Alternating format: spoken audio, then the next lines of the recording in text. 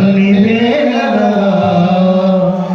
ఆత్మతో సత్యముతో ఆరాధింతుము. నా ప్రాణ ప్రియుడు యేసయ్యకు, నన్ను కన్న తండ్రి నా యేసుకు. నా ప్రాణ ప్రియుడు యేసయ్యకు, నన్ను కన్న తండ్రి నా యేసుకు. స్తుతి స్తుతి స్తుతి స్తుతి ఆరాధన. హల్లెలూయా హల్లెలూయా ఆరాధన. స్తుతి స్తుతి స్తుతి స్తుతి ఆరాధన. హల్లెలూయా హల్లెలూయా ఆరాధన. ఆరాధన ఆరాధన ఆరాధన ఆరాధన ఆరాధన ఆరాధన. హల్లెలూయా హల్లెలూయా. ఆరాధన అనే పదమునకు ఎంతో ప్రాముఖ్యమైనటువంటి అర్థం ఉన్నది. ఒక మాట చెప్పి మనం త్వరగా ముందుకు వెళ్దాం. దైవజనులు మన మధ్య ఉంటూ ఉన్నారు. ఇసోపు గారు, గుంటూరు ఇసోపు మినిస్ట్రీస్, వారి దేవుని సందేశాన్ని మనకి ఇస్తారు. ఈ యొక్క మాట చెప్పి నేను ముగించాలనుకుంటున్నాను. ఈ ఆరాధన అనే పదమునకు ఆదిమ గ్రీకు భాషలో శాఖ అనేటటువంటి ఒక పదమును ఉపయోగించారు. హీబ్రూలో, గ్రీకులో మ్యాక్రియోస్ అనే ఒక పదం అనుకుంటున్నాను. మ్యాక్రియోస్ అంటే అర్థం ఏమిటి అంటే, ఇంగ్లీష్లో చాలా మంచి మీనింగ్ ఉంటుంది. నేను మీకు తెలుగులో చెప్తాను. ఇంగ్లీష్లో మీనింగ్ ఎలాగుంటుంది అంటే, వర్షిప్ అనేటటువంటి పదమునకు, ఈ వర్షిప్ అనేటటువంటి పదమునకు ఇంగ్లీష్లో ఒక మంచి మీనింగ్ ఉంది. అదేంటంటే to kiss like a dog లికింగ్ his masters hand అనే పదాన్ని మనం చూస్తాం. To kiss like a dog లికింగ్ his masters hand అంటే, ఒక కుక్క పిల్ల తన యజమానుడు ఎప్పుడైనా ఇంటికి వచ్చినప్పుడు, సామాన్యంగా ఒక యజమానుడి దగ్గరికి వాళ్ళు పెంచుకున్నటువంటి కుక్క పిల్ల, ఆ యజమానుడు ఎన్నిసార్లు బయటకు వెళ్ళినా, ఎన్నిసార్లు ఇంటికి వచ్చినా సరే ఆ కుక్క పిల్ల వెంటనే తన మీద దగ్గరికి వచ్చి తను ఏం చేస్తాడు, లిక్ చేస్తూ ఉంటుంది. అంటే తన విధంగా నాకుతూ చుట్టూరు తిరుగుతూ ఉంటుంది అన్నమాట. ఎప్పుడు తన ప్రేమను వ్యక్తపరుస్తూ ఉంటారు. To kiss like a dog లికింగ్ his masters hand. అది ఆరాధన అనే పదమునకు ఒరిజినల్గా వచ్చినటువంటి రూట్ మీనింగ్. అది ఎప్పుడు కూడా కుక్కపిల్ల ఎప్పుడు మనం చూస్తే ఏమవుతుంది, ఎప్పుడు అది ఆనందాన్ని కింద మీద చుట్టూరు తిరిగి మనల్ని ఈ విధంగా ముద్దాడుతూ ఉంటుంది. సో కుక్కపిల్ల యొక్క స్వభావం అటువంటిది. అది మూర్తి గారికి కూడా బాగా తెలుసు, నాకు కూడా బాగా తెలుసు. ఆ కుక్క పిల్లలతో ఉంటున్నటువంటి అనుభవం చక్కగా ఉంటుంది. ద సేమ్ వే దేవుని మనం ఆరాధించేటటువంటి సమయము అక్కడికే వచ్చినప్పుడంట మనలో మనము మైమర్చిపోవాలి. హల్లెలూయా. అది సంఘములో ఒక 4 గోడల మధ్య దేవుని ఆరాధించేటటువంటి సమయం కావచ్చు, లేక ఒక చిన్న గృహ కూడికలో ఒక 10 మంది ఉండేటటువంటి సమయం కావచ్చు. ప్రియమైన వాళ్ళారా, విపరీతమైనటువంటి జన సమూహం ఉంటేనే మనము దేవుని స్తుతించడానికి ప్రభావితం చెందటం కాదు. మనుషులను చూసి, గుంపులను చూసి, సమూహాలను చూసి చాలా వరకు ఉజ్జీవంగా ఆరాధన చేయడానికి ఇష్టపడేటటువంటి కొన్ని మా వ్యక్తులు మనం చూస్తూ ఉంటాం. నేనేమంటానంటే అది కాదు. ఈయన నువ్వు ఒక్కడిగా ఉన్నావు సరే, హల్లెలూయా, ఇద్దరు ముగ్గురుగా ఉన్నావు సరే, ఇద్దరు ముగ్గురుగా ఉన్నావు సరే, ఒక్కడిగా ఉన్నావు సరే, ప్రియమైన వాళ్ళారా, నిన్ను సృష్టించినటువంటి సృష్టికర్తైనటువంటి దేవుని నీవు గుర్తెరిగినప్పుడు, నీ దేవుడు నీ కొరకు ఏమి చేసి ఉన్నాడు అనే దాన్ని నీవు గ్రహించినప్పుడు, దేవదేవునికి మహిమ ఘనత ప్రభావములు యుగయుగములు కలుగునగాక. నీ జీవితంలో పరిస్థితులు కఠినంగా ఉన్నా, ఆటంకములు ఉన్న, అభ్యంతరములు ఉన్న, ఏమి ఉన్నో, whatever obstacles will come, it doesn't matter. Your God is living God, your saviour is living God. ఆయన సజీవుడు, నీతో ఉన్నాడు, నిన్ను నడిపించేవాడు. ఆ సత్యాన్ని వెలిగి అన్నప్పుడు మహిమర్చి దేవుడు స్తుతించేవారుగా ఉన్నారు. హల్లెలూయా. అది ఈ యొక్క అంత్య దినములలో మంచిగా సౌండ్ సిస్టమ్ ఉంటే, మంచిగా ఎక్విప్మెంట్ ఉంటే, అది మనకు బాగా వినిపిస్తూ ఉంటే, జన సమూహము కోట్లాది లక్షలాది వేలాది మందిగా ఉంటే, బ్యాక్గ్రౌండ్ ఎంతో చక్కగా ఉంటే మనకి ఎంతో ఉద్యోగం వచ్చేస్తూ ఉంటుంది పాడడానికి, ఆరాధన చేయడానికో.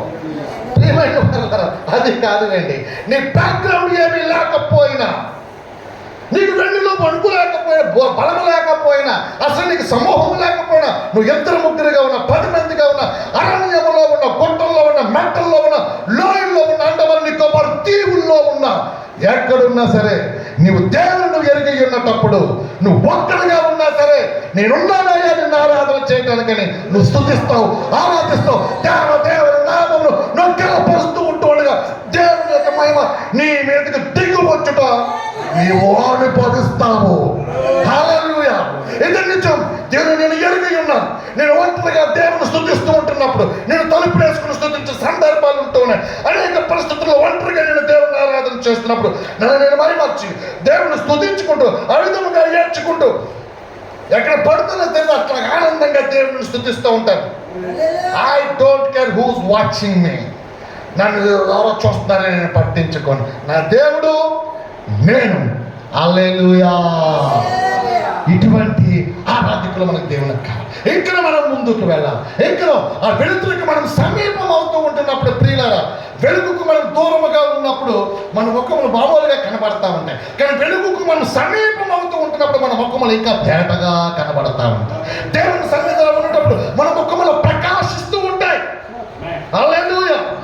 అది మన యొక్క గొప్పతనం కాదు, మన మీద ప్రకాశించబడుతున్నటువంటి వెలుగు యొక్క గొప్పతనం అయి ఉంటూ ఉన్నది. ఆ వెలుగు మనకు సమీపం అవుతున్నప్పుడు, లేక ఆ యొక్క వెలుగుకు మనకు సమీపం అవుతూ ఉంటున్నప్పుడు మనలో ఉజ్జీవపు మంటలు రావటం మనమే కొనుగోగలుగుతూ ఉంటాం. ఇది ఆ వెలుగు యొక్క గొప్పతనం అయి ఉంటూ ఉన్నది. ఆమేన్. ఈ విధమైనటువంటి ఆరాధకులుగా ఉండాలని దేవుడు కోరుకుంటూ ఉంటూ ఉన్నాడు. ప్రియమైనటువంటి వారులారా, ఆ విధంగా ఆరాధన చేయండి. మీరు ఇళ్ళలో పనులు చేసుకుంటూ ఉన్నప్పుడు ఆ విధంగా మనస్ఫూర్తిగా దేవుని స్తుతిస్తూ ఆరాధిస్తూ ఉండండి. యేసు ప్రభు చెప్పారు, ఇదిగో ఒక కాలం రాబోచు ఉంటూ ఉన్నది. ఆ కాలమున నన్ను ఆరాధన చేయడానికి, దేవుని ఆరాధన చేయడానికి మనుషులు ఈ పర్వతమునకు రారు. యెరూషలేము గురించి మాట్లాడారు, ఆ కొండ కోసం మాట్లాడారు. నన్ను ఆరాధించే వారు ఆత్మతోనూ సత్యముతోనూ ఆరాధిస్తారు. ఆ కాలము వచ్చి చూడది, వచ్చే ఉన్నది అంటారు. ఎందుకు అంటే ఆల్రెడీ ఆయన అప్పటికే వచ్చి ఉన్నారు కనుక. Hallelujah. His himself is there. ఆయన అక్కడ ఉంటూ ఉన్నారు. He said about himself. He was there at the time when he is sharing about the worship. నన్ను ఆరాధన చేసేవారు వచ్చే ఉన్నది, వారి ఆత్మతో సత్యంతో ఆరాధిస్తారు. Praise the lord. అది చాలా ప్రభావితమైనది. ఆ విధమైనటువంటి అనుభవంలోనికి సంఘము వెళ్ళవలసినటువంటి అవసరం ఉన్నది. ఎందుకొనగా మనము సేవించుచు ఉన్న దేవుడు సజీవుడు. నీ కొరకు నా కొరకు ప్రాణము పెట్టడానికి లోకమునకు వచ్చినవాడు, ప్రాణము పెట్టి 3వ దినాన్ని తిరిగి లేచినవాడు, పరలోకమునకు ఆరోహణమై ఉన్నవాడు, తిరిగి మరలా వేలాది దూతల పరివారముతో రాజులు రాజుగా, ప్రభువులు ప్రభువుగా కడపూర ధ్వని శబ్దం వినిపిస్తూ ఉంటూ ఉండగా ఆయన వేలాది దూతల పరివారముతో ఆయన తిరిగి రాబోతూ ఉంటూ ఉన్నారు. ఆయన తన ప్రజలను తీసుకొని వెళ్ళటానికి. హల్లెలూయా. This is what we need to understand in this last era, last period. Praise the Lord. Always rejoice in the name of the Lord. ఎల్లప్పుడూ సంతోషంగా ఉండండి, ఆనందంగా ఉండండి. పైసలు ఉంటే సంతోషంగా ఉండటం కాదు, పైసలు లేకపోతే కృంగిపోవడం కాదు. నీ పరిస్థితులు ఎలా ఉన్నా సరే నీ దేవుడు సజీవుడు. నిన్ను సృష్టించిన సృష్టికర్త సజీవుడు. ఆయన నీతో ఉన్నవాడు, నిన్ను సృష్టించినవాడు, నీ కొరకు పరలోక రాజ్యమును సిద్ధపరిచి ఉన్నాడు. నిన్ను తీసుకునే దానికి ఆయన రాబోతూ ఉంటూ ఉన్నాడు కనుక ఆ యొక్క కారణాన్ని బట్టి నీవు సంతోషిస్తే సమయలు నీ సంతోషాన్ని ఏ యంత్రాంగం కూడా ముట్టలేదు, ఏ చీకటి తాకలేదు. అది నీ ఎందుకు వస్తే అది కాలిపోతుంది. ఎందుకు అంటే ఆ సంతోషము ఈ లోకం మనకి వచ్చింది కాదు, ఆ సంతోషము దేవుడు మనకి ఇచ్చాడు కనుక. The joy that I have, this world didn't give it to me. This world didn't give it to me. World didn't take it away. ఈ లోకము నాకు ఆ సంతోషం ఇవ్వలేదు కనుక ఈ లోకం అది నాకు ఎత్తు నుంచి తీసి తీసివేయలేదు. నాకు ఇవ్వబడినటువంటి సంతోషం పర సంబంధమైనది, అది అంతరాత్మలో అది ఉప్పొంగుచూ ఉంటూ ఉన్నది.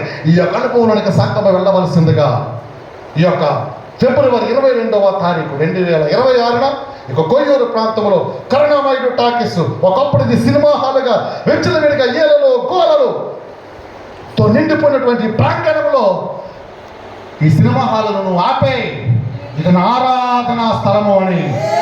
హల్లెలూయా. లక్షలు సంపాదించవచ్చు ఈ రోజుల్లో.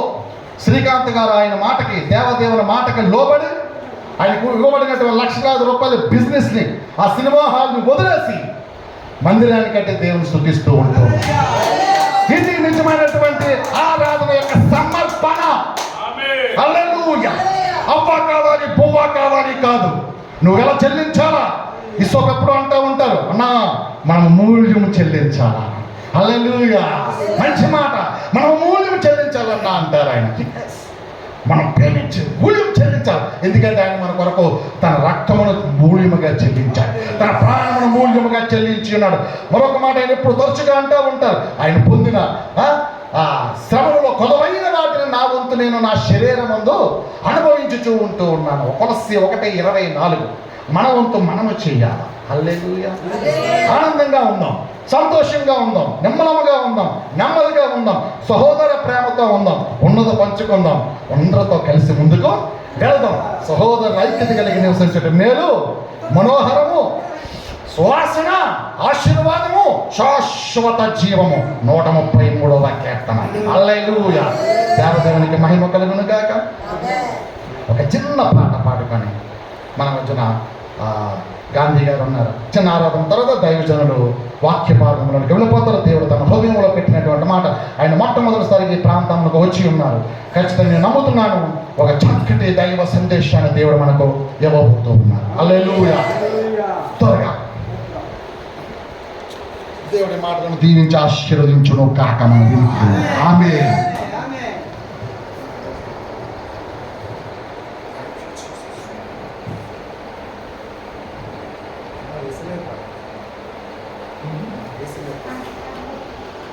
మా యేసుని గారి పాట పుస్తకం